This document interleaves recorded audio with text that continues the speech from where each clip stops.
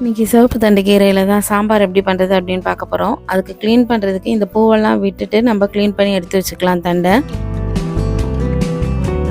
பருப்பு வேக வச்சுக்கலாம். பருப்பு வேக வைக்கும்போது வெங்காயம், தக்காளி, பூண்டு எல்லாம் சேர்த்து போட்டு வேக வச்சுக்க போகிறோம்.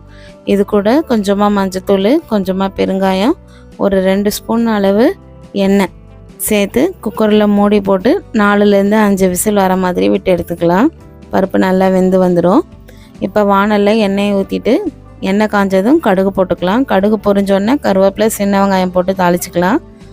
இந்த வெங்காயம் வதங்கும் போதே நம்ம க்ளீன் பண்ணி வச்சுருக்கிற தண்டு சேர்த்துக்கலாம். இப்போ சாம்பாருக்கு தேவையான உப்பு சேர்த்து நல்லா கலந்து விட்டுடலாம். இந்த ஸ்டேஜில் நமக்கு தேவையான சாம்பார் பொடி போட்டுக்கலாம். இப்போ பருப்பு நல்லா வெந்து வந்துடுச்சு. இதை நம்ம சேர்த்துக்கலாம். பருப்பு சேர்த்துட்டு நல்லா ஒரு தடவை கலந்து விட்டுட்டு மூடி போட்டு வேக வச்சிடலாம்.